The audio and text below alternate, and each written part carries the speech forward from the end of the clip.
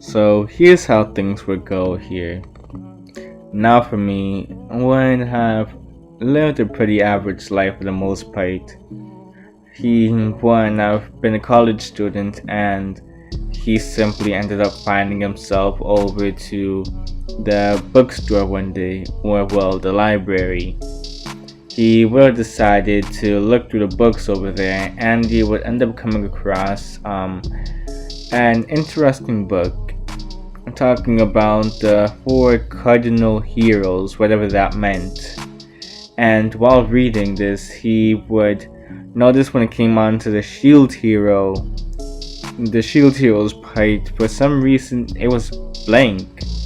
He was wondering if this was a mistake and decided to flip through the pages. Every single one of the pages for the shield hero was blank. He would question why this was the case, until all of a sudden he just blacked out. When he woke up, he would find himself in a completely new room. He would look around and see 3 other guys similar in age to himself, but each one of them was holding a different weapon, similar to those of the book that he was reading before. One was holding a bow, another was holding a spear, and the last one, he was wielding a sword. Naofumi's right arm would be covered by a shield. By the time he noticed this, he would be incredibly surprised. He was wondering if he was dreaming or something, but no. It would be revealed to the 4 that they were actually the legendary heroes from another world. The 4 would end up being led to the throne room right after, where they would end up meeting the king of this country that they were transported to. The king would go on to state the purpose for why he summoned the 4 here. The reason being, well, because of the fact that there is this prophecy, a prophecy about the waves, and how only the heroes could actually do anything to really help defend them.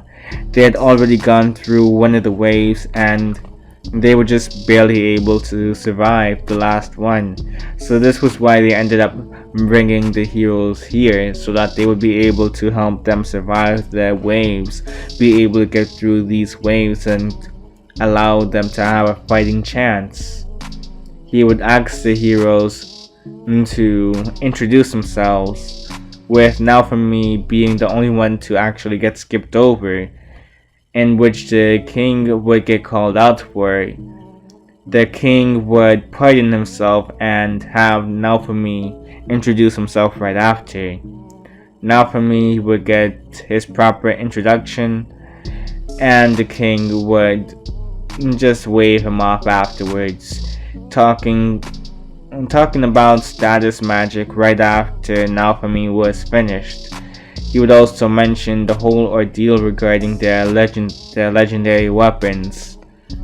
The 4 would be escorted to their chambers for the time being, and where Naofumi would immediately begin to sit on a bed and just scroll through the skills that he had as a shield hero. He wasn't expecting much. He knew that as the shield hero, when it came on to attack points, he probably wasn't going to be there at all, but maybe there was going to be like some sort of balancing mechanism here. Every single thing within the skill set seemed pretty plain though to Naofumi. Sure, his defensive stats were incredibly high, but everything else was pretty much lacking. He was hoping that there was going to be some balancing mechanism, and one skill did actually interest Naofumi. This skill was titled as Predator.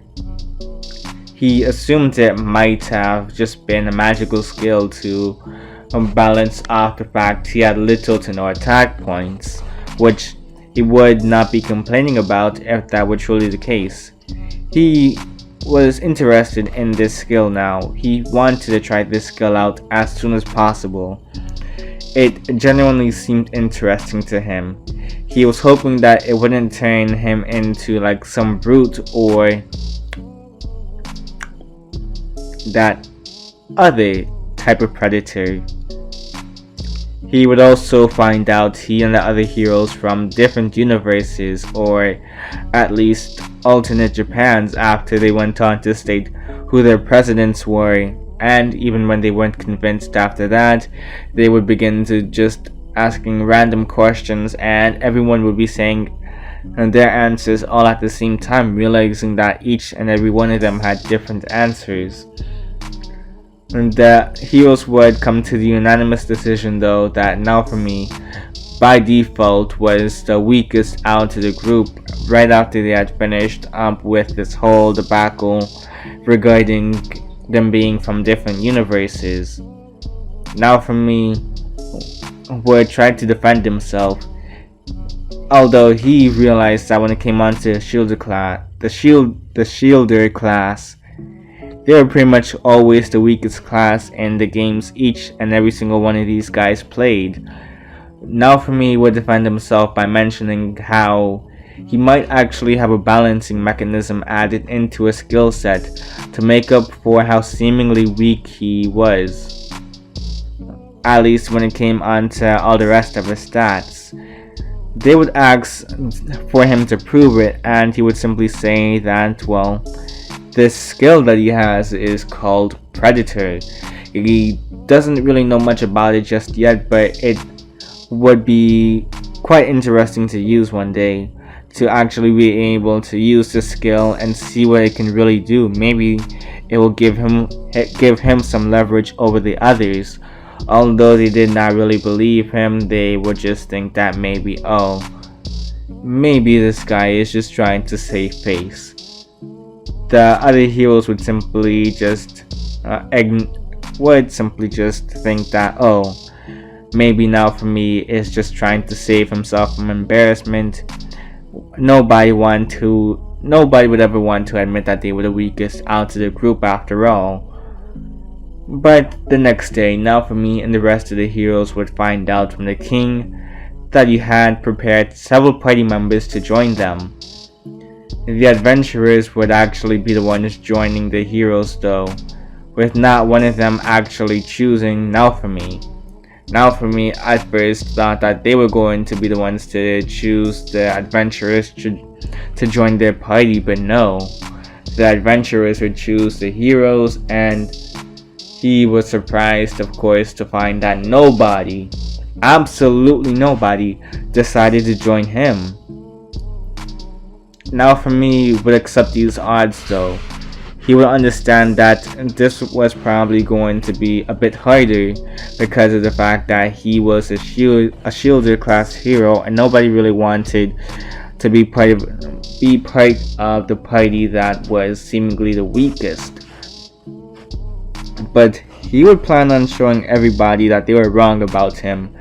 He would plan on showing that he had potential even as the shield hero, since, well, he did have this balancing skill provided within the shield. He was going to make the best of it. Naofumi would be given 900 silver coins by the king, and he would be off on his way. The other heroes would only get 600 silver coins due to the fact that Naofumi had 0 party members while they at least had a couple. After exiting the castle, Naofumi would find himself entering a weapon shop, and where he'd buy some armor and attempt to pick up a weapon, but get electrocuted in the process with a warning signal appearing in Naofumi's view. It would state that Naofumi picked up a weapon other than the shield, and that this apparently went against the rules of the weapon system. Naofumi would obviously be quite annoyed with this, but since there was no issue with picking up armor, he would settle with that for now. After buying some chainmail for a discount of only 120 silver, he would leave the castle walls and find himself in a valley of grass full of monsters that went by the name Orange Balloons. It was an odd name to say the very least, but he would find this to be the perfect opportunity to test out this skill, Predator. Naofumi would first use it against one of the orange balloons by grabbing them. The green gem attached to the shield would begin to glow, absorbing the orange balloon. It would have taken about 10 seconds to complete the absorption process before an analysis of the being appeared in front of Naofumi's screen, or like vision, which would surprise the young adult. He would gain 1 experience point from that monster, and Naofumi would find that he could also mimic some of the abilities of the balloon, only to find that all that was worth mimicking was, well, its strong bite. He supposed that he could probably put that to great use later on. Maybe if he leveled up this strong bite ability enough times, he could probably just bite through steel. Or maybe that was just wishful thinking. He would absorb a couple more, adding a bit of experience to himself, and he would also test out the bite ability, popping a couple of these orange balloons instantly. He would send the droppings to his shield, which would be added to his storage. Naofumi would make his way to an inn and purchase a room for himself. He would store the rest of his silvers into his shield and take off the chainmail. He would rest it on a chair before going to sleep. Naofumi wouldn't have been aware of what was happening behind the scenes though. What ended up happening is that he would actually get robbed. And when he woke up, he would wake up to see that he was well robbed. He would exit his room in order to look around, hoping to find the goons who decided to rob him and maybe just pursue them, teach them a lesson or something. But knights would instead fill the hall. Naofumi would inform them of the situation, but they simply ignored what he said, and they would grab him by the arms, dragging him to the throne room after he confirmed that he was the shield hero.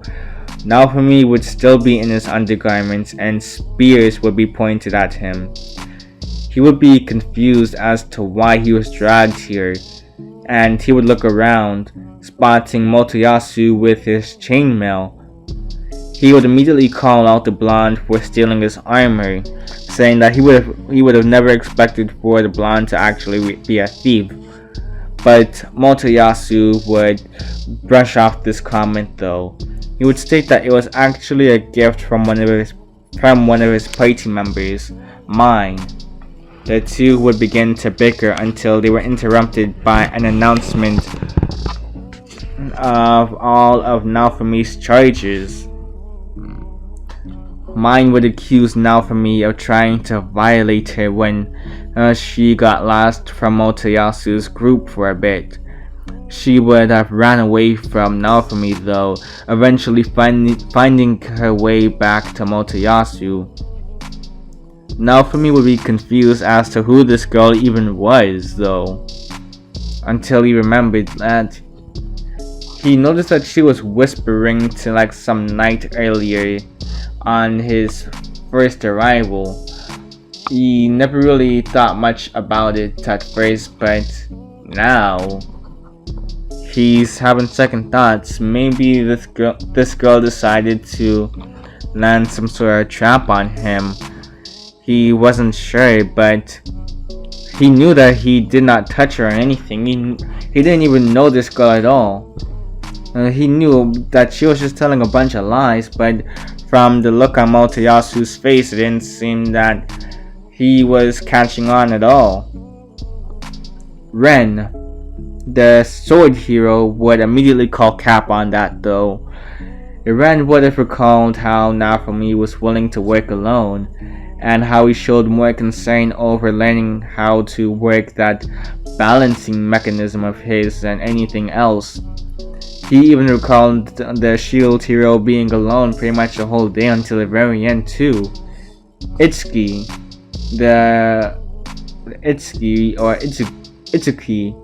the bow hero, would actually back up Ren's statement. Motoyasu would accuse the two of victim shaming and he would try to call him out for not believing Mind's side of the story. The two wouldn't shift their gaze at all. They wouldn't shift their opinions. Nothing would actually change in either one of the heroes' statements though. It would be 3 heroes against 1. The king would begin to sweat, realizing how he had just ended up putting himself into a tight position. The revelation of Mind even being the king's daughter would seal the deal, with the 3 other heroes now no longer actually believing a word the king said. Mind would have face-palmed after she accidentally let that slip out, when she had just sent Dad into the king instead of simply saying, "Oh, your highness," or something. And this was after she was getting pressured into a corner. She was trying to call out to him in desperation in order to make the shield hero look worse. The sword and bow hero would force the king to lift the charges against Naofumi. Word would still spread across the city about what Naofumi supposedly did, but the other heroes would actually have Naofumi's back here, going on to spread their own word about how Naofumi was falsely accused. Hearing this, more people would actually be more inclined to treat Naofumi with a bit more respect, although they would still be wary of the shield hero. Naofumi would get better deals though, thanks to the other 2 heroes believing him and helping to clear his name. Naofumi would end up passing by the weapon shop once more, where the owner would actually pin him to the wall. He was angry at Naofumi, although the other heroes were stating that these rumors were false. He wanted to hear it from Naofumi himself. He would look into Naofumi's hollow eyes though. Those eyes would tell him everything. They would confirm that Naofumi was indeed innocent. Before Naofumi left the walls of the capital, he would buy some more armor and a cape. Naofumi would go on to fight and absorb more balloons until he reached level 2. Once he had reached level 2, he had actually managed to unlock the orange and yellow shield. He would head back to the city in order to sell the skins, and he would actually manage to get a better price here without even having to convince them with the orange balloons at all here. Naofumi would also unlock the leaf shield the very next day. He would find that it could actually improve the quality of herbs.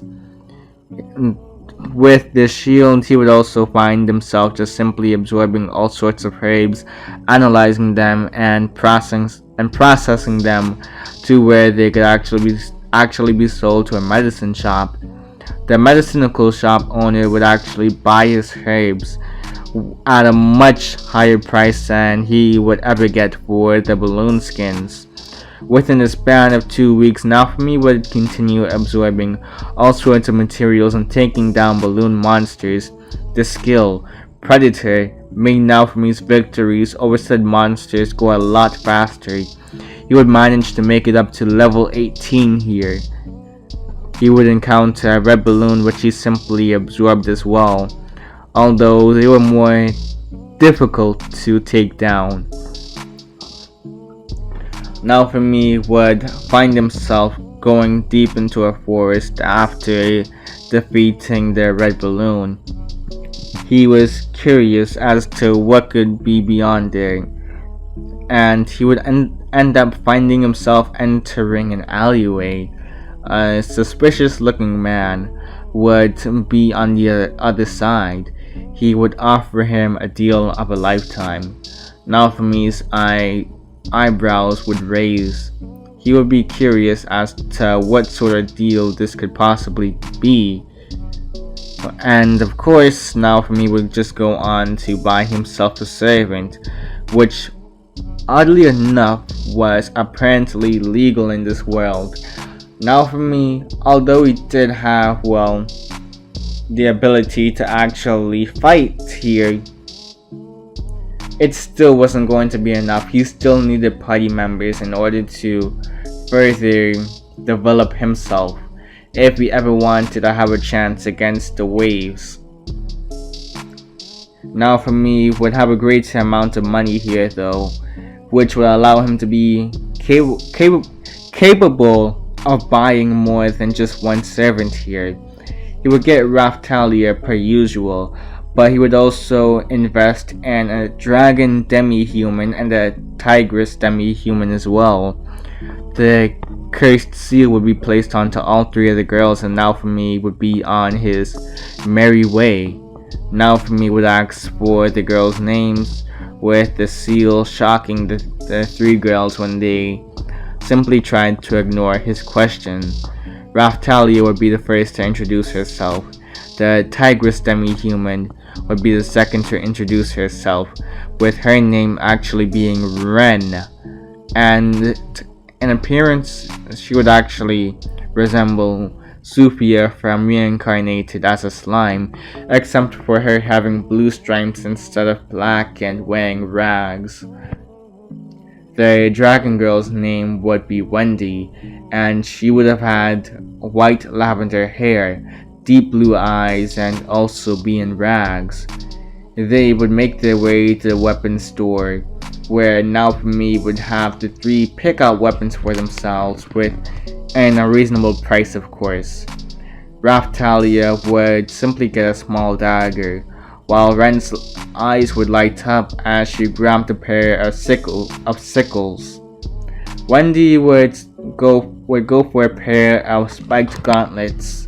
The shop owner would give the girls some clothing as well, free of charge.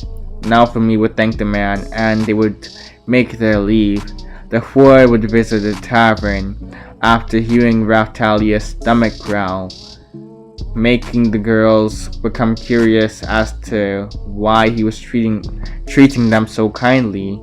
After all, he was their master at the store. It's like, when it came on to slaves and how it was in this world, they would never actually expect to be treated well by their masters. So why was Naofumi going out of his way in order to feed them? It made no sense to them, in all honesty. For the rest of the day, the group would be hunting in the forest, with them leveling up along the way. By the end, Naofumi would have actually managed to level up to level 22, while the girls would be a measly levels 6 and 7, with the dragon girl of course being the highest ranking one out of the three. Naofumi would spend the night compounding medicines until he could create something to help against colds. He would give that medicine to Raftalia specifically after she woke up in a panic. He would comfort the girl after her panic attack, hearing her call out for her mother and father. The rest of the group would wake up after her second panic attack though, and of course her multiple other panic attacks after that one. The group would have honestly a pretty poor quality of sleep that night. Naofumi would sell the rest of the medicine he compounded last night and sell more balloon skins afterwards. He would create a ball for the girls after noticing Raphtalia was showing a keen interest in the toys the other kids had.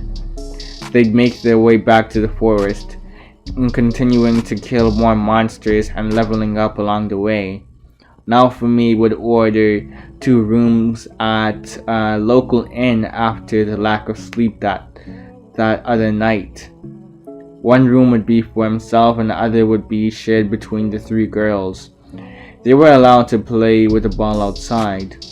Raphtalia, though, she would end up getting picked on by some kids who would try to force her to hand over the ball to them. Ren and Wendy would get in the way though, and they would scare away these bullies who tried to pick on their teammate.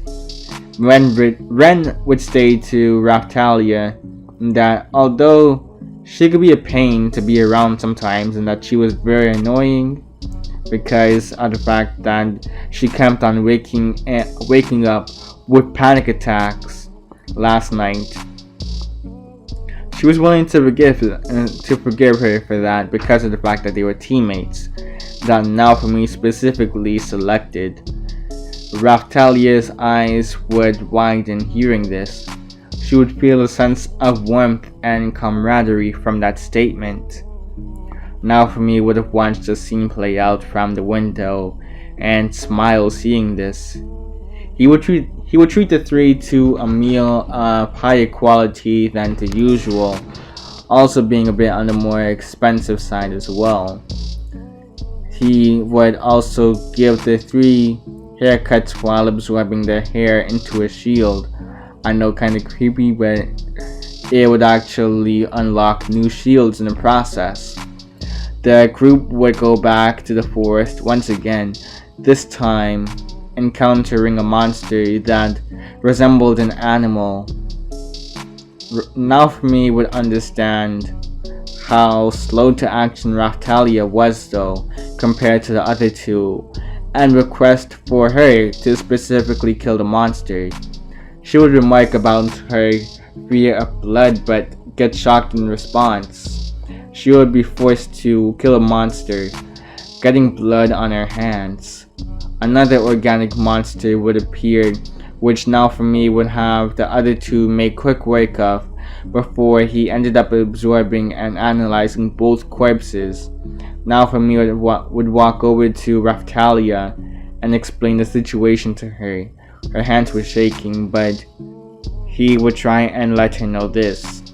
If she could not perform, then, well, he didn't want to do this, but he would have to eventually let go of her, since he needed strong individuals within his party in order to fend off the waves, or else she would be dead weight. She would simply be holding them back, and she wouldn't want that to happen to them, would she? Hearing this, a wave of determination would hit Raphtalia. She would no longer have a pale face. They would continue killing off more Usapo and cooking some of them for supper during the night, with the girls remarking how the food tasted delicious. Naofumi would feel as if he was eating tasteless rubber though. In the morning, Naofumi would stop by the weapon shop in order to upgrade the girls' weapons after they broke. Raphtalia would have upgraded to an iron sword. Ren would have actually gotten her hands on a double-edged scythe. When it came on to Wendy, she would have went for a pair of gauntlets with retractable blades. The shop owner would offer to teach Raphtalia the basics of swordsmanship, just in case she didn't know how to wield one already. Naofumi, hearing this, would actually agree to that. Hearing the growls out of the girls' stomachs though, Naofumi would be forced to leave to get them more food. By the time he arrived back, Raphtalia was in the middle of sparring with the other 2 girls. She was almost done with the basics and practicing her skills so far against Ren and Wendy. The shop owner would hand Naofumi a block of whetstone, he would explain that it was meant to help with sharpening blades, but Naofumi's shield would glow, absorbing the block instead, surprising the shop owner. An analysis screen would appear for Naofumi, and it would form into a new type of shield. This shield was apparently meant to be capable of sharpening weapons in seemingly an instant. The shop owner would test this out by placing a rusty blade in one of the slots of the shield. Once he saw the results, he would be quite impressed with how it came out. Naofumi would be allowed to leave with the absorbed item for free. Naofumi and his party would make their way to Ryut village. There they would end up trying to sell more items, but he would get quickly annoyed once he found out that his items were significantly less valued here. He would have gotten significantly worse deals. One of the merchants would actually inform Naofumi of how there was actually some sort of mine that he could probably go to in order to get his hands on some valuable items. Although there was a catch to this mine. What ended up happening was that with the last wave, several monsters ended up making their way over to that location, and that's where they ended up staying ever since. They had yet to ever try and attempt going back to that mine ever since that event, but Naofumi was willing to take up his chances against these wave monsters. It would be good practice for whenever the real waves came in. They would find the coal mine. They would find that the coal mine was actually near a mountain, and they would loot an old rest station for the map of the layout and old mining tools such as a pickaxe and rope.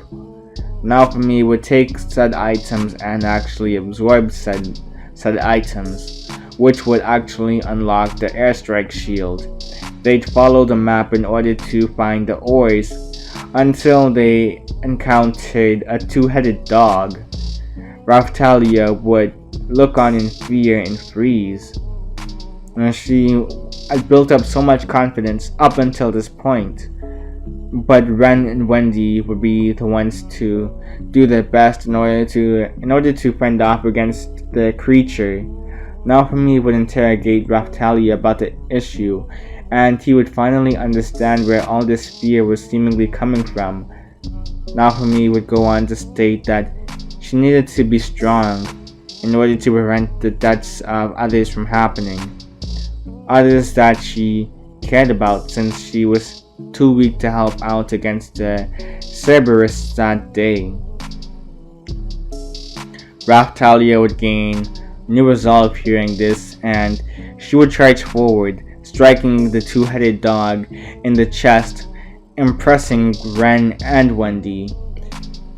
Ren and Wendy would actually go on to strike the two-headed dog and other vital areas, while Raftalia focused on landing strikes to the belly region. The three would successfully kill a monster, and Raftalia would gain a boost in confidence after that event too. She would have gotten over her trauma, somewhat at the very least. Naofumi would absorb the remains of the animal-like monster. He would also go on to collect some ores by the name of light metal, absorbing them into a shield as well. Naofumi would feel stronger after absorbing the two-headed dog, and you could not necessarily explain why though. Over a week would pass after that event, and Naofumi would have gained several additional shields from absorbing all sorts of new materials from this coal mine. A porcupine would catch Naofumi off guard though, and Ren would actually be quick to slice the animal in half.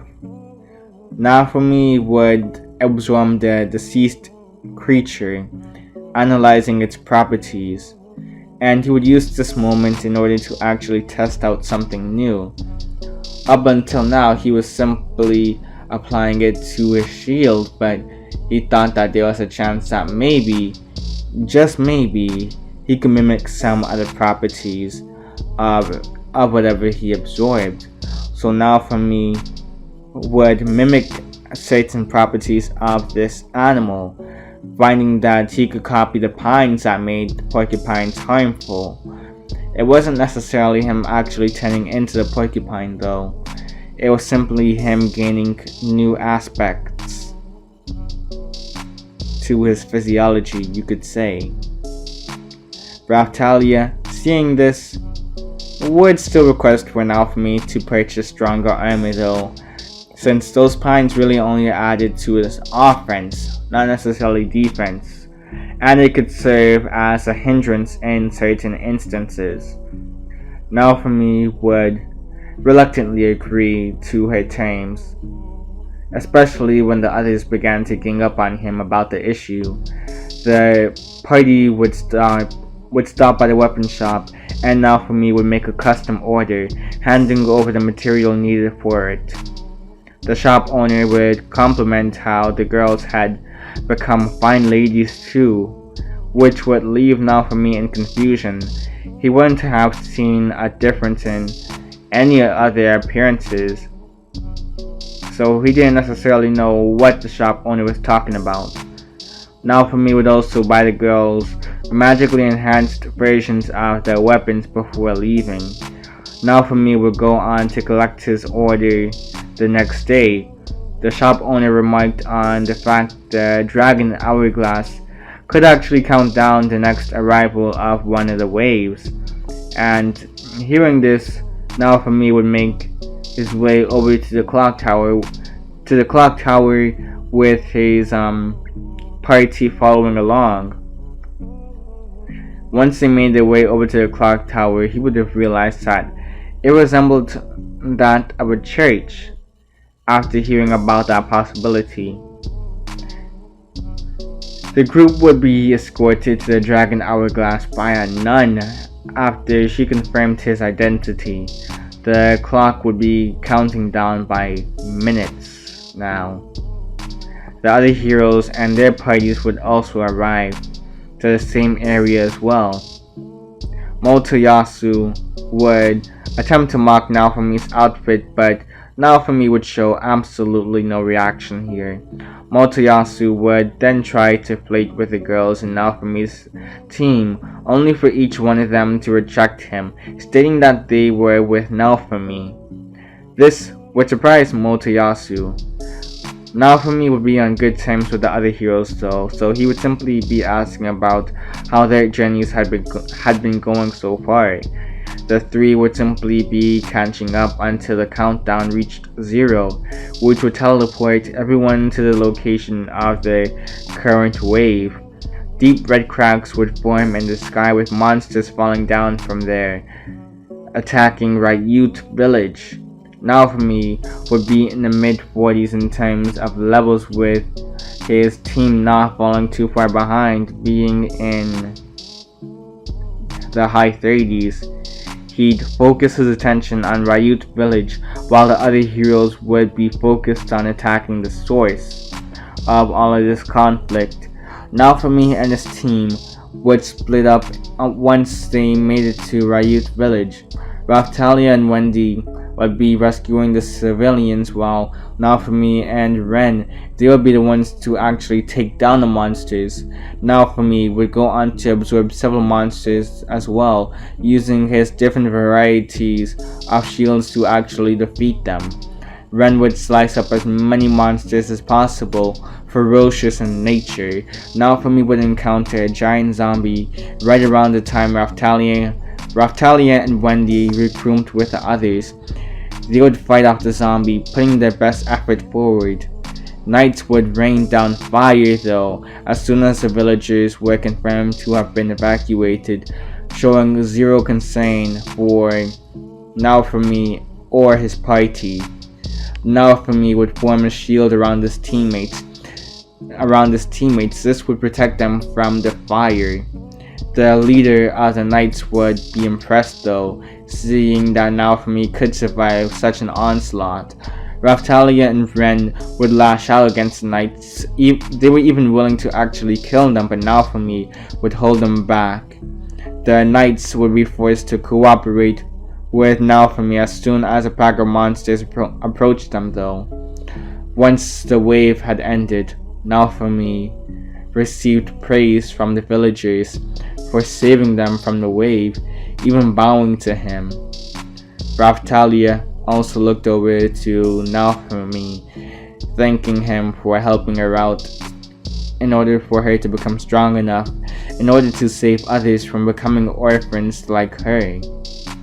Naofumi would look at her, smile, and rub her head in response. Ren would giggle at the sight of this scene.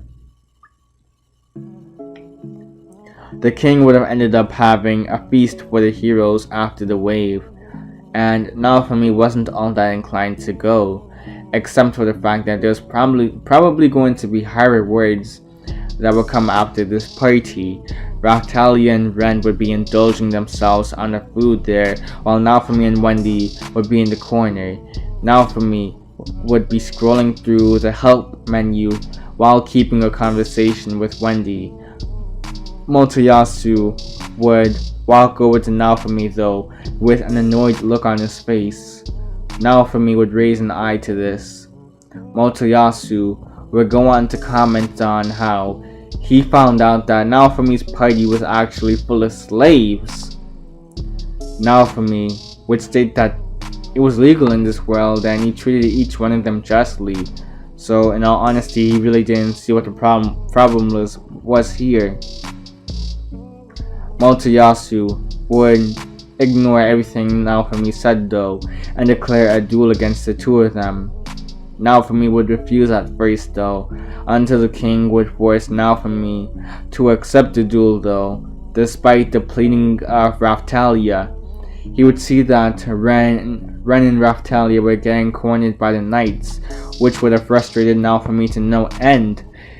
He would be sure to end the match as soon as possible after he agreed to it. They made their way over to the castle garden, where Naofumi would get barraged by several attacks from Motoyasu at first. Naofumi would use his porcupine mimicry to make some room between himself and the spear hero. Naofumi would switch to the dog shield, allowing for a counterattack after Motoyasu attempted to hit Naofumi, which would have ended up only striking a shield.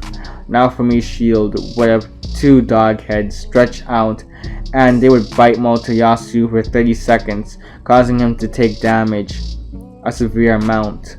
Naofumi didn't end there though. He would have kicked Motoyasu in the knee before head bashing him, headbutting. He would use a shield prison against Motoyasu and tramp the blonde in place. Naofumi would take on the properties of the two-headed dog, causing him to switch from having needles to having fur and more muscle to be built up at that moment. Naofumi's speed would also be enhanced in this form, as he would sucker punch Motoyasu with enough strength behind the punch to send him flying back. Naofumi would step on Motoyasu's chest and request that he just give up now, but Motoyasu was too stubborn. He would refuse. A wind attack would hit Naofumi, but Naofumi would look around, realizing that it wasn't strong enough to actually make him move in this more beastly form. 5 minutes would pass without the king saying a word. 10 minutes would pass with Motoyasu once again failing to do anything against the agitated Naofumi, and by the time 20 minutes had passed, Naofumi got fed up with the king and he would order him to call the match already. The king would sigh in dismay, giving the match to Naofumi. Naofumi would have been given back his party members afterward, with Motoyasu not understanding how he could lose to what seemed to be a lowly shield. In his mind, Naofumi must have cheated somehow, and that he was keeping these poor girls enslaved still. Naofumi would ask the girls if they wanted to get rid of their seals.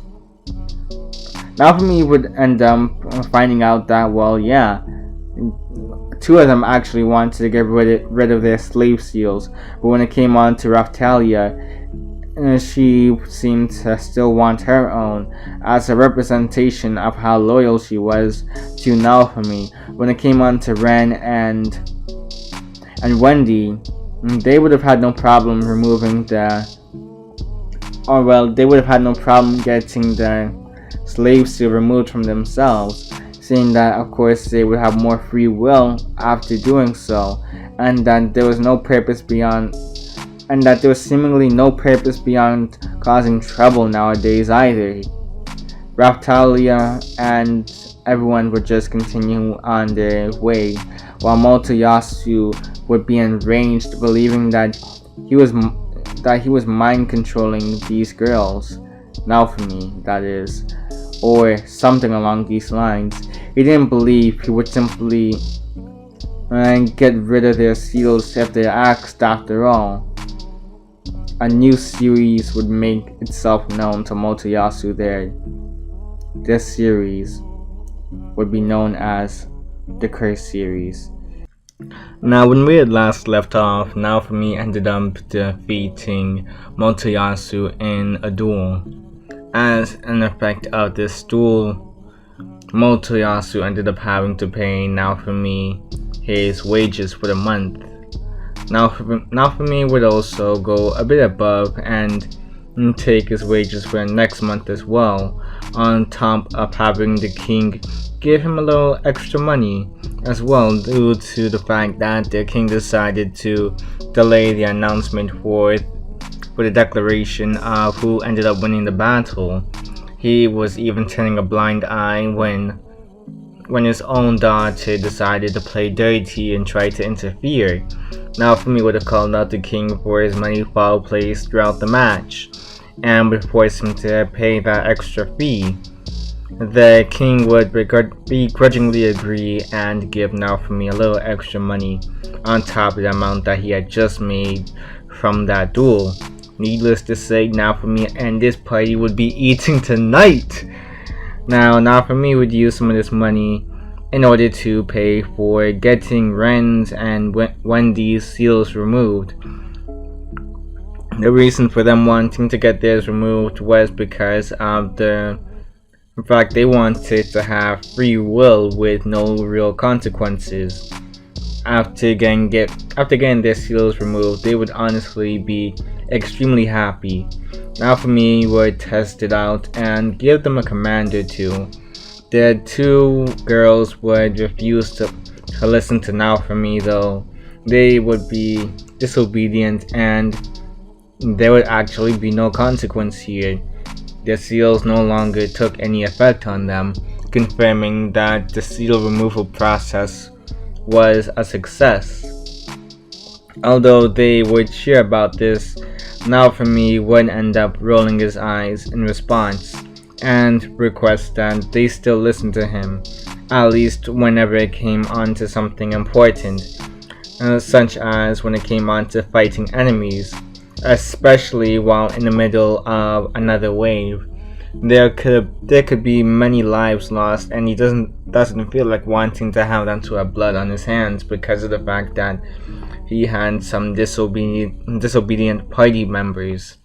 The two would understand where Naofumi was coming from and agreed to this. It was the least they could do after Naofumi did free them from the slave trader, and on top of that, he treated them with respect throughout the whole process. He genuinely seemed like a nice person that they could get along with the long run, so of course they would end up agreeing to these terms. With this newfound freedom, Ren and Wendy would actually begin to express more of their personalities to Naofumi and Raphtalia, though. Naofumi would also be handed an egg with a chance of it either becoming a dragon or Filo before they ended up leaving the trader's shop. Naofumi and his party would make their way to Ryut village. The people would begin to praise Naofumi for helping them out during the last wave. He was the only cardinal hero who even bothered to try and protect their village after all. As a form of thanks, the magic shop owner and medicine shop owner would actually hand them books, these books being on how to do compounds and how to do magic. Naofumi would also get his magic assessed. He would end up finding out that he had an unusual amount of magical capabilities. Although his base seemed to be support and healing magic, it seemed as if he had gone through a couple of changes somehow, which allowed him to have more magical capabilities. Like, for example, he could probably learn how to do fire magic, earth magic, these sorts of magic. It just seemed kind of ridiculous. But at the same time, this did intrigue Naofumi. These other forms of magic also did not come off as natural, according to the magic shop owner. They could not necessarily explain why, though. They assumed that this might be because of Naofumi being one of the cardinal heroes, though. Why they have access to all these different forms of magic as well. Naofumi, hearing this, would assume that this probably came from his predator skill. While in Ryut village, Naofumi would be surprised to actually see the egg hatch so soon, though. He would find that it was actually a Filolio that hatched. This interested Naofumi, but his curiosity would be halted for a moment due to Motoyasu. The blonde would have arrived in the village not too long later with his own troop. He would announce himself as the new lord of this town. He would also pass on a heavy toll for the people that Naofumi would end up being upset over. He was aware of the living conditions of the people here. He knew the value of their money as well. So, hearing this, he found that this was unacceptable, really. He found this to be outrageous. He knew that the people could not be expected to pay so much, so he would call out Motoyasu for the outrageous toll. This would have angered the blonde, though. After his loss to Naofumi back at the king's court, Motoyasu would attempt to have a rematch in the form of a race.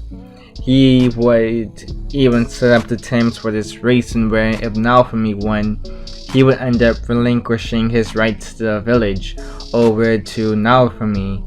That is, of course, if he won. He would make that very clear. Naofumi would agree immediately, though, surprising Motoyasu. Naofumi would have actually had much more confidence in his abilities here, thanks to the Predator skill. Naofumi would mount on to Filo, and they would race against Motoyasu on his dragon. They would manage to win even with the interference from Melty and Melromike soldiers. The village elder would provide Naofumi with a carriage and a commercial bill of passage afterwards. Naofumi would end up starting his own peddling business afterwards. He would also make sure that Filo got her own set of clothes that would adjust to both of her forms, the Filolial form and her more humanoid form. Since he refused to walk around with a girl that could just end up ripping her clothes at any moment, and him having to constantly replace them as well. It was either that or she walk around naked, and he refused that option as well. He immediately decided against that option. He also ended up having to deal with another sort of conflict, this being between Filo and Wendy. Naofumi would be in the middle of learning more advanced magic and compounding while the two were bickering. Raftalia would be annoyed with the bickering between the two girls, while Ren, she would simply laugh from all of this banter. Ren would mention how Raftalia early on even acted pretty similar to Filo, and where they seemed to be incredibly bratty. Raftalia would be offended and try to deny this, but Ren would simply have her arms over her head and just sigh. She would be the one to even try to communicate with Filo, though, actually sort of understanding where the girl was coming from and where she's not trying to be mean or anything. It's just the fact that it's within her nature to just be against dragons. During their journeys, Ren would begin to show a change in hair color, with it showing streaks of purple. Ren would have also gone on to develop fully into her adult form here, this being, of course, in that she ended up growing to have a rather muscular physique. Well, muscular for a female, that is, but still remain on the more slim side. Wendy's arms would have grown scales, and she'd stay on the more petite side, although she would develop sharper teeth and her hair would grow longer alongside having claws. During one of the bickering sessions between Wendy and Filo, though, Raftalia would attempt to actually break it up, only to get knocked out by the two angry females. Ren would just... It's like this. Ren, seeing this, would try to cover her mouth. She would have ended up bursting out laughing if she didn't. She was trying to hold back a giggle, but it was incredibly strenuous on her part. Naofumi would have gotten sick of their arguing, though, after seeing what they ended up doing to Raftalia, and used one of his shields to chain the two up. He would tell them to quit arguing already, and save that energy for sparring or fighting enemies if they didn't want to suffer any consequences. The two would be forced to listen and stop their arguing for now. This didn't stop them from still giving each other the side eye, angry glances at each other, that sort. Ren would look at Naofumi kind of disappointed, though, in how he decided to deal with the whole situation. Ren would point out how this wasn't going to really help their situation much. In fact, it was probably going to make everything worse. Ren would bring up how it's part of their DNA to simply hate each other, and that Naofumi was kind of in the wrong for even going through with getting a lottery egg in the first place, due to the fact that it was going to be a 50-50 chance of it being either a Filolio or a dragon, and he ended up getting a Filolio in the end. Naofumi would sigh and admit that he did screw up a little there. He could admit where he's wrong, but it's not like he can control time or anything. He could not necessarily just redo some things or basically just go back and return the egg or anything, have it be unhatched, and then just be able to say, oh, I don't want this egg anymore, give it back to the slave trader. No. Even if he could probably send her back to the slave trader in their current state, he would mention how incredibly messed up that would be. He would refuse to go back on his decision and simply return Filo. Instead, they would have to just make it work for now. Maybe in the end they could maybe form a Zoro and Sanji relationship, in where these two not necessarily hated each other, but well, that didn't necessarily stop them from arguing with each other. They would argue with each other but still have respect at the end of the day. still being able to work together in some instances. That's what Naofumi would be hoping for in the end. If they could probably work together when it really mattered, Naofumi could deal with her arguing for now. He didn't feel like putting a muzzle on them after all. Ren would point out another thing though, once he mentioned the muzzle. She would mention how she would simply remove their muzzles anyway, or, well, the two of them could probably remove their own muzzles if Naofumi didn't restrict them or anything. Naofumi would laugh a little and mention how he would just cut her claws if she attempted to, if she actually attempted to try and undo their muzzles. Ren would laugh hearing this and go on to state the advantages against Naofumi, them being a scythe, her having magic, debatably better stats. Oh, and well, she had a free will. She was all for free will at the end of the day. That's why she was so willing to just have these two argue all the time. It was them expressing their free will at the very end of the day. Naofumi would point out his advantages against her though, these being his higher level, his greater amount of versatility, and his skill, Predator, which he could probably end up using against her if he really had to. The two would stare down each other, with Ren eventually backing off, simply saying touche. During their journeys, Naofumi would find himself having to clean up after the other heroes' messes. They were still under the mindset of everything being a game for some reason. Motoyasu ended up accidentally creating a bioplant infestation in one of the villages, and Ren would be forced to use her scythe as a gardening tool. This felt demeaning to her. Ren ended up, the sword hero Ren ended up slaying a dragon in another village, but they forgot one thing. They forgot to do the cleanup work. Naofumi and his party would be forced to fend off against the corpse of the dragon.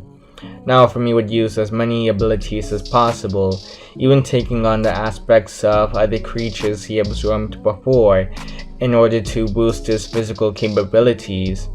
Naofumi and his party would finally defeat the dragon, with Filo attempting to chow down on some of the dragon due to pent-up aggression.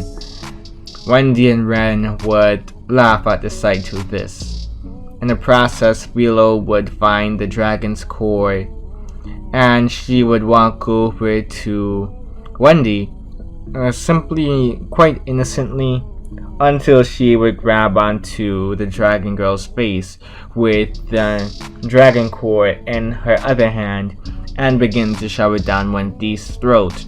Naofumi would be alarmed seeing this, and he would quickly grab onto Filo, pulling the girl back. Wendy would be disgusted at Filo for what she did and begin to talk down to her. All of a sudden, her voice would switch to a more demonic voice, but 1 second later, it would immediately switch back. Everyone would look at Wendy strangely. They would be surprised hearing this after all and realize that they may need to end up getting her checked out. They don't know what could have been in that dragon core, for crying out loud.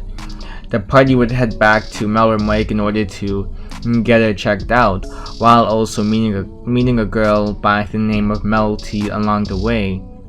Wendy would grow a mischievous smile on her face when seeing the many Filolials around the area and suggest to Ren something that they could probably do. Maybe they could grab a bite to eat around here, seeing the amount of Filolials here.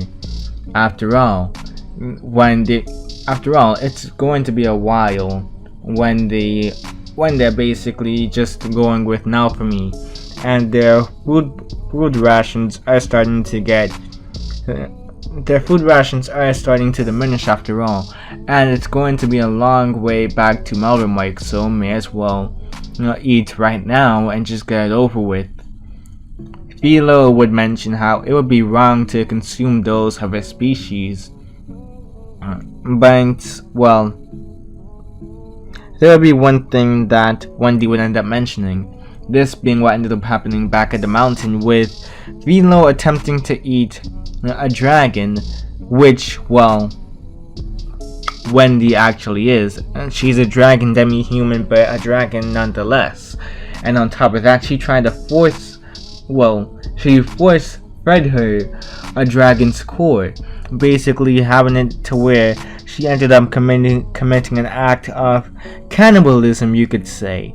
And so in all honesty, she could be justified in where she could probably just eat these Filolials. After all, it's an eye for an eye in this world. Filo would pout and cover her eyes, not wanting to see such brutality. Naofumi wouldn't partake in the equivalent of chicken in this world either. Raphtalia would join in on the consumption of the Filolials, seeing it as a good opportunity to regain his strength. Melty would be disgusted though, but also she would realize that the three didn't necessarily do anything wrong. They were simply surviving off of the land's resources. Melty would join Naofumi's group, who were willing to lead her to Melty's castle town, with a reward in mind as a form of exchange. Once they reached, Naofumi would try using the holy water on Wendy in hopes of it being able to get rid of any negative effects the consumption of the dragon core had on her. Afterwards, the group would be confronted by Motoyasu.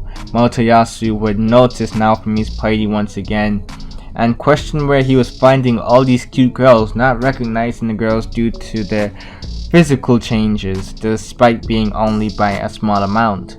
Wendy would hear this and request to neuter him. Filo would question what that even meant. Naofumi wouldn't answer Filo though. Instead, he would focus his attention on Wendy, stating that the simp is, well, a cardinal hero. He's a cardinal hero at the end of the day, and because of this fact, he's still important. So no, she cannot necessarily neuter him. Naofumi would go on to also state that the one with purple hair was just Ren, just a bit more fit, and well, she had a bit of a change in color in her hair. Filo, the little blonde girl, was, well, a Filolial, the one that he ended up racing against and losing to back at Ryut village. The other two had hardly any changes, so he should have been able to recognize Wendy and Raphtalia immediately. But just in case, well, Naofumi would point out that this one was also Raphtalia and the one with horns was, well, Wendy. Melty also would not believe Naofumi when it came on to Ren and Filo though. He also would go on to mention how these girls had some sort of shift in personality compared to the last time he had met them. At least, the last time he could recognize them anyway.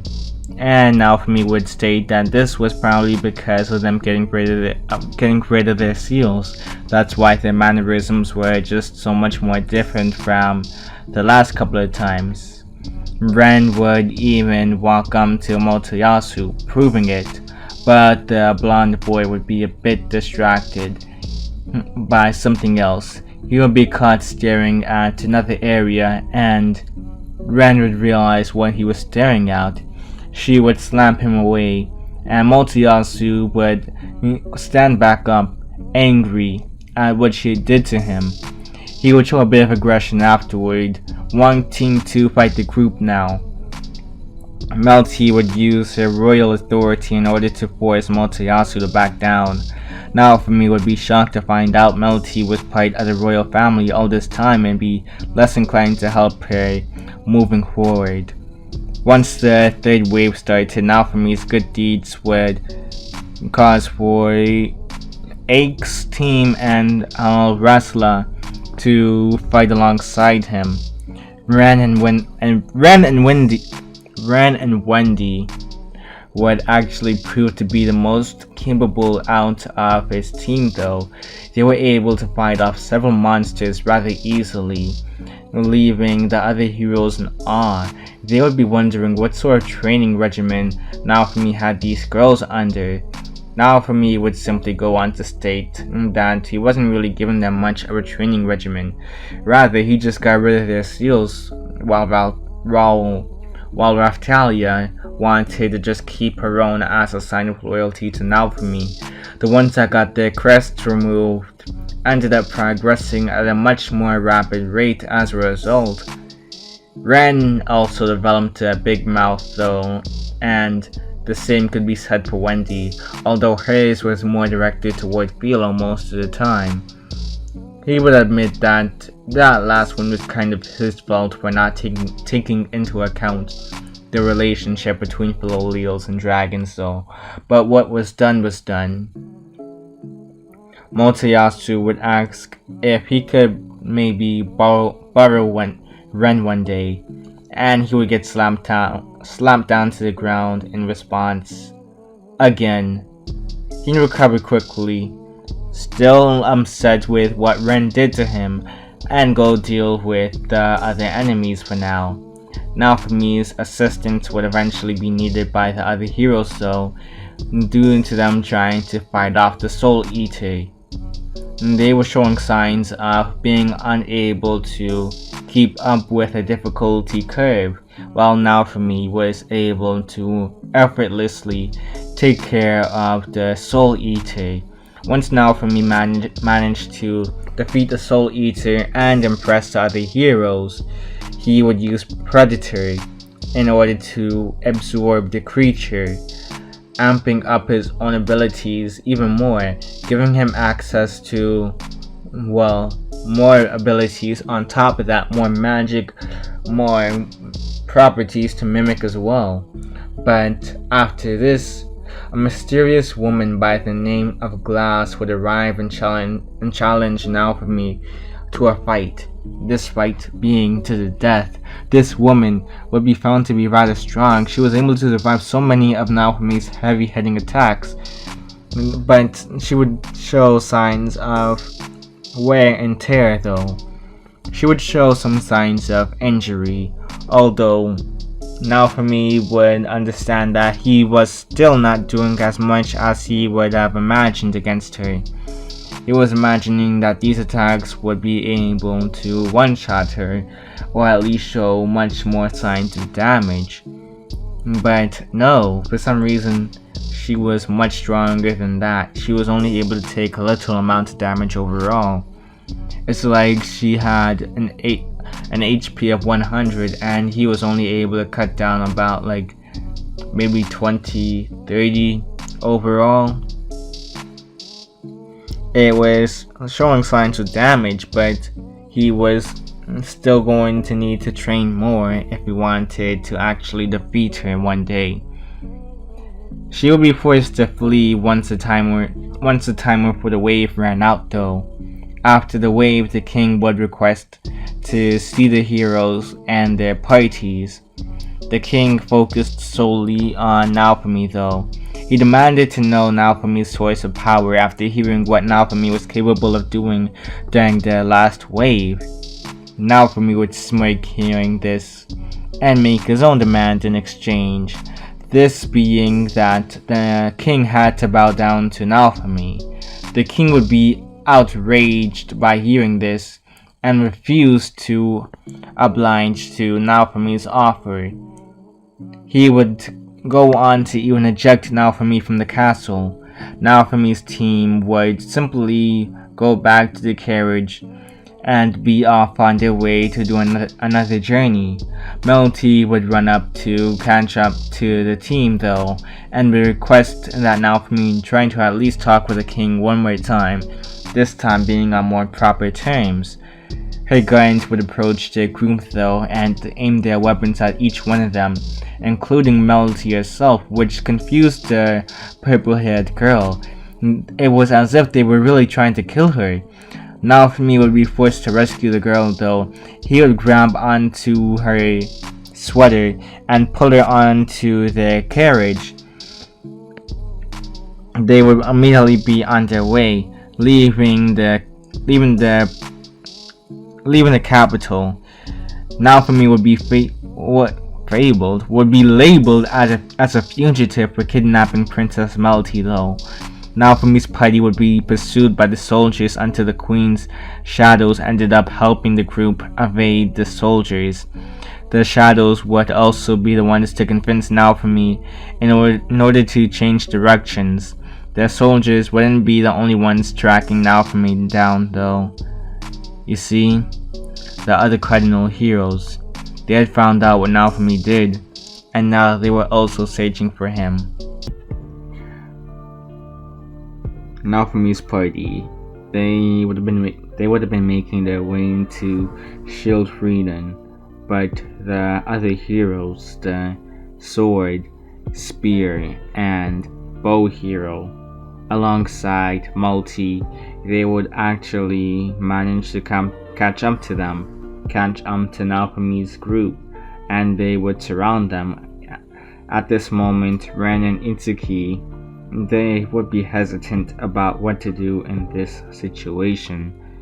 When they really thought about it, everything that was revolving around Naofumi, ever since they had joined the world that they were in right now, it was odd to say the very least. They were very skeptical as to whether what the footage was showing was actually real or not, considering that magic existed here and it was probably very easy to manipulate footage like that. Probably cast an illusion spell for all they know. But Motoyasu, he wouldn't be the only one out of the trio to, charge at Naofumi. Naofumi, he would be prepared to block an attack from Motoyasu, but Raphtalia, she would get in the way. She would block the attack for him. Melty, in this moment, would try to kill Raphtalia and Naofumi, but the scythe-wielding tiger demi-human, she would dash forward, stopping Melty from fully forming her attack. One of the shadows would make their way over there as well, right after. They would form a distraction for the other heroes and Melty. Naofumi, he would use this moment in order to escape with his party members. Ren, the tiger demi-human that is, they would tisk before leaving with Naofumi as well. Not before headbutting Melty though. One of the shadows, they would request for Naofumi to actually change direction so that he can meet up with the queen and Silk Belt. Naofumi, he would honestly be very annoyed, but he would see that he had no real other choice in the matter, so he would decide to listen to them for now. Motoyasu and Melty, they would continue to pursue the group though. Ren would slice at the air though, with enough force to create an air attack once they tried to get close. Once she had noticed that they were gaining on them, it would push the two back, and Wendy would actually claw Motoyasu before exhaling a poisonous fume in his face. As soon as Motoyasu inhaled some of the fumes, he would become paralyzed. He would feel weak internally, and he would have been severely hurt from this attack. Melty would be forced to stand down and look after Motoyasu. She would look up at Naofumi's party that was slowly, not really slowly, but quickly gaining distance on them. She would make sure to end the shield hero. She would vow on that. Melty. She would mention that a noble she knew about was actually close to this area. They could probably stay the night with him for all they knew. Naofumi, he would see no reason for why she would lie in such a situation like this, and he would actually decide to listen to her. It was better than nothing after all. They would have shelter for the night, but they wouldn't expect for there to be some other noble who was actually allied with the three heroes' church so far out here, especially close to Siltbelt. It really made no sense at all to Naofumi at first. They would attempt to kidnap their friendly noble on suspicion of him hiding the quote-unquote devil of the shield, but Melty, she would allow herself to also get captured. She didn't want Naofumi to get involved. She just wanted to make sure that he was safe from any possible harm. He had been through enough already. That's what she figured anyways. But Raphtalia, she would have heard everything that was going on.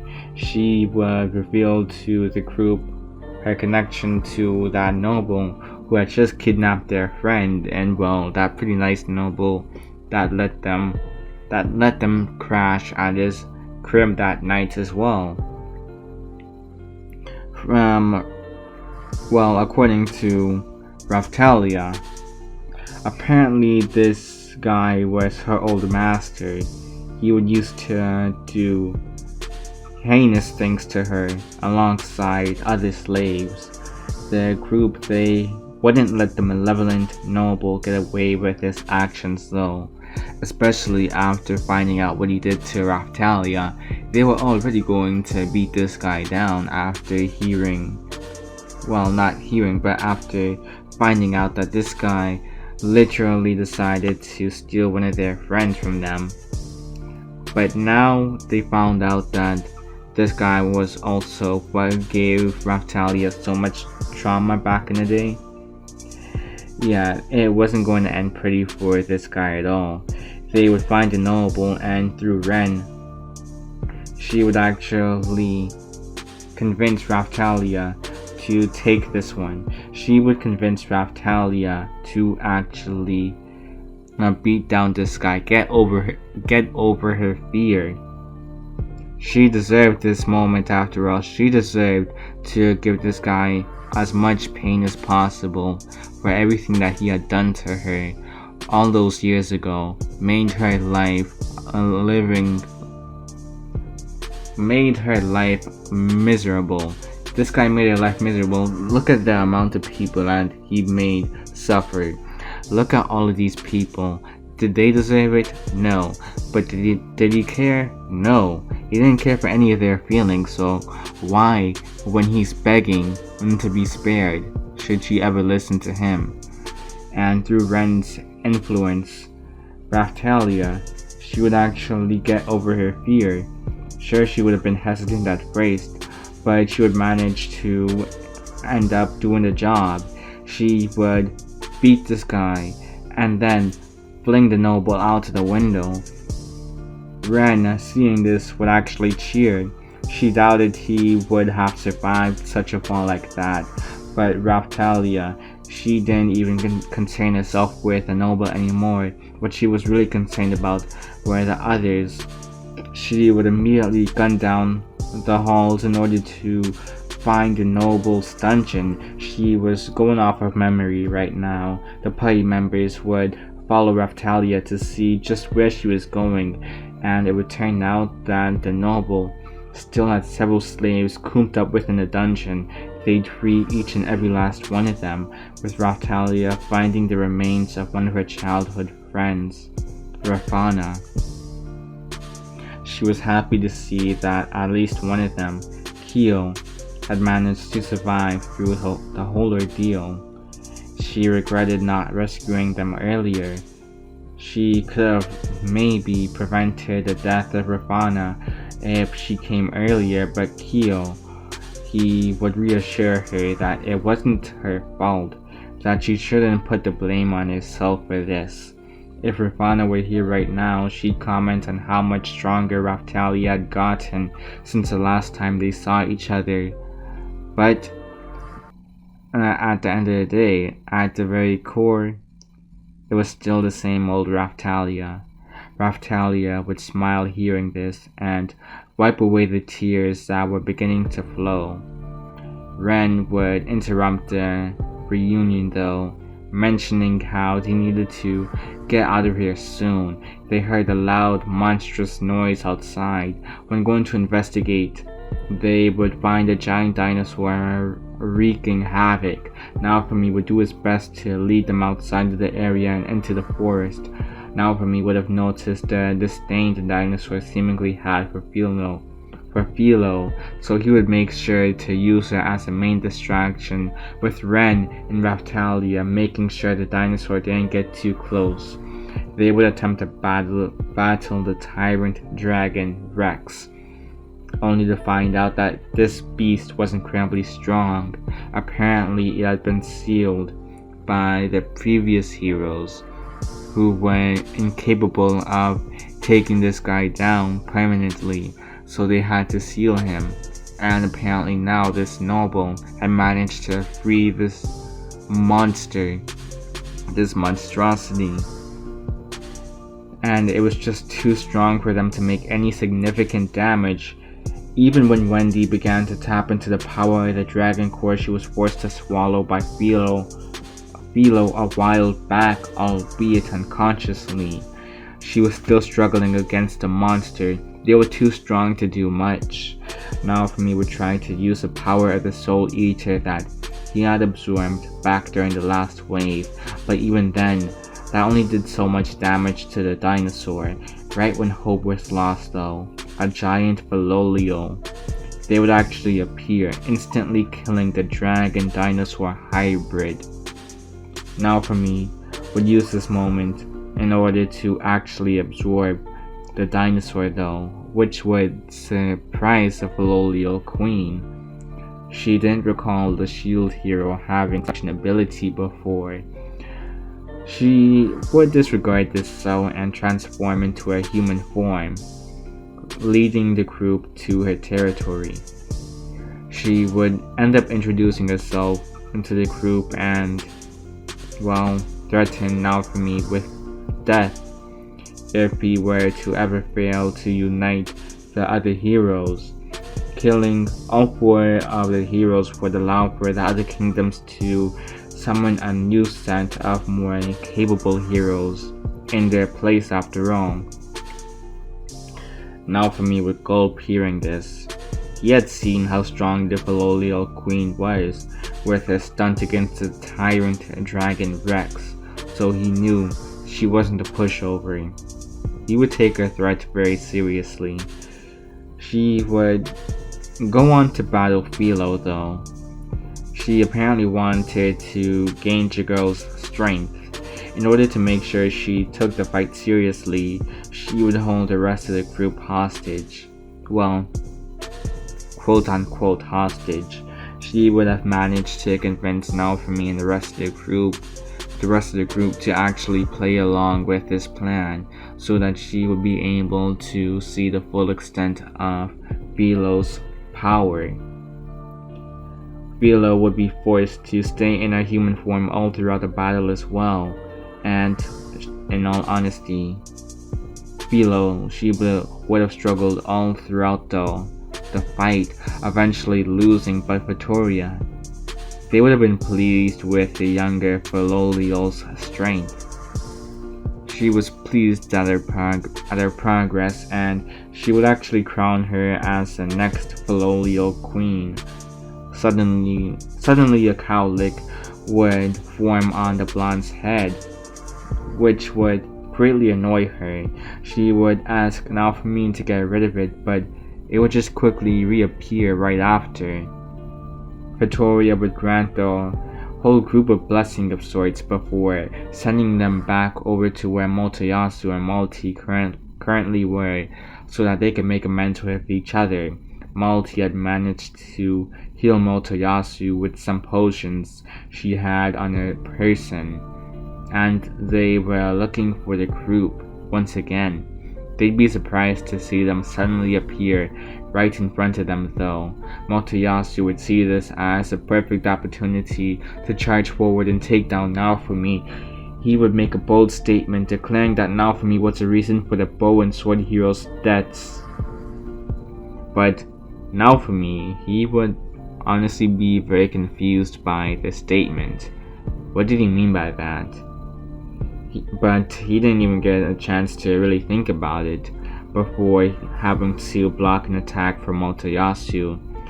He would have to take on the properties of the Tyrant Rex, drastically increasing his strength and durability, which would cause Motoyasu's eyes to widen. He wasn't expecting for Naofumi to have managed to obtain such stats, such form. His stats were off the charts in this form, for crying out loud. They wouldn't be able to continue their match though for much longer. The reason for this being because of the fact a new contender would introduce themselves by shooting a laser at them.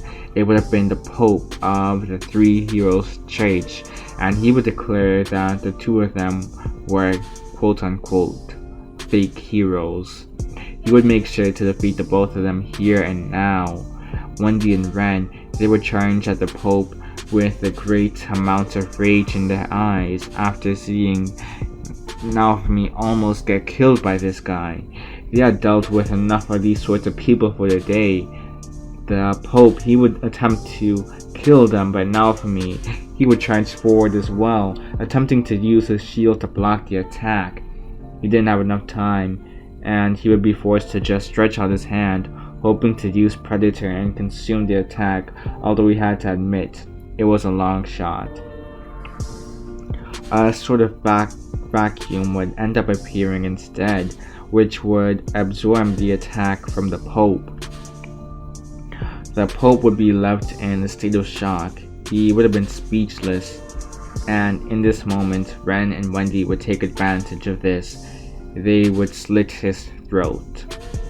Naofumi would grab the Pope's face before pounding it into the ground.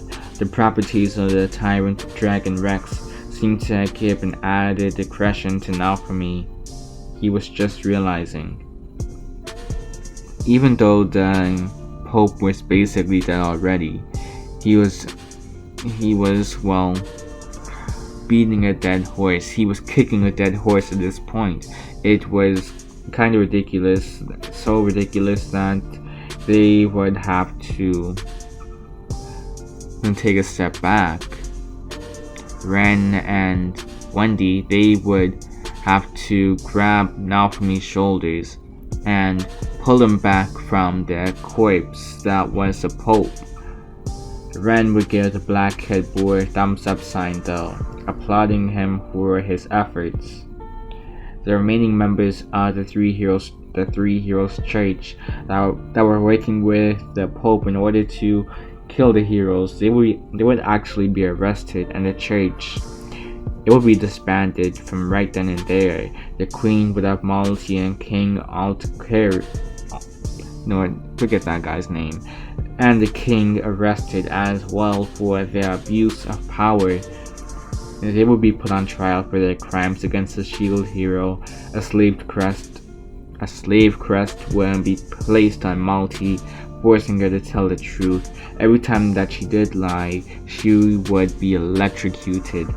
She would confess to all of her atrocities, with her father admitting that he had conspired with her simply because of the fact she was blood. Motoyasu would have been distraught over this, finding out that everything Malty had ever told him was basically a lie. The other heroes wouldn't have been all that surprised, though they kind of figured that was the case, to be honest. The Queen would request for Naofumi to come up with a punishment for the two, since he was the one most affected by their crimes. Naofumi would at first decide to go with death for the both of them, but he would actually decide against it. In the end, he would decide to have it to where the king had an arm and a leg cut off, with his new name being Trash. Malty would be renamed as well, and be given a month of solitude, forced to reflect on their actions before being allowed to continue journeying with Motoyasu. The two would be stripped of their royal titles, with the queen being relieved that Naofumi actually decided not to go through with the whole death penalty. Although what they had done was terrible and wicked in her eyes, she would be lying if she said she didn't care for them still. After all, they were family. After the party from, well, you could say, this whole trial, you could say, the group, they would go to get their class upgrades, only to find that Pretoria's blessing messed with Filo's fate apparently. They were no longer able to choose their own paths, since it had been decided already by Pretoria, and the cowlick on Filo's head, it was a sign of it. This would displease Naofumi quite a bit, but he would let it go. There wasn't really much that they could really do in this situation. Naofumi would end up hearing from the queen about there being a certain event at Kalmira archipelago, which would boost the experience gain. It would prove to be very beneficial for their next wave attack. On their way to Kalmira, their group would end up meeting a pair of adventurers by the name of Lyke and Therese. When introducing themselves to each other, Lyke, he would comment on how Naofumi's name was that of the shield hero, to his knowledge, and the boy didn't come off as any sort of hero. He just didn't look the part. Naofumi, hearing this, would just decide to disregard this comment.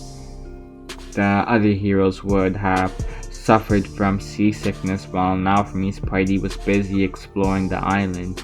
They wouldn't waste any time immediately going to level up. By the next day, the group had gained a substantial amount of experience. They would find themselves working together with Lyke and Therese for some of the fights, realizing that they honestly worked pretty well together. Though Lyke would mention his uneasiness around Ren, they were kinda scary, swinging that giant scythe around. Naofumi would notice something about Lyke's weapon though. It for some reason worked very similar to the legendary weapons that he, Motoyasu, Itsuki, and Ren, the sword hero that is, wielded. This was pretty unusual, but he would decide not to comment on that either. He would decide to take notes on the two for now instead. Lyke and Therese would also be taking notes on Naofumi's group though. Naofumi's ability to absorb monsters was unusual to the pair. They hadn't heard about this ability before when it came onto the shield heroes of the past. Naofumi was gaining some serious experience from absorbing some of these creatures too. That was scary in Lyke and Therese's book. By the end of the day, Naofumi would run into a roadblock. The group wasn't progressing as much in experience points as they used to. Even on an island that was meant to speed up their leveling up progress, Naofumi would find that his group was barely making much progress in experience points. Just barely faster than in a normal setting, really. Wendy would suggest that the group just spend the rest of the time enjoying the place. It was one of the few times Wendy and Filo would actually agree on something, which Naofumi would just sigh in relief, really. Filo would spend their time swimming swimming in the ocean. While diving down, she would find something shocking. There was apparently an underwater dragon hourglass, and according to this hourglass, there were only a couple days left before the next wave. She would immediately let Naofumi know about the situation. Naofumi would be alarmed and quickly inform the heroes alongside the Queen of the News.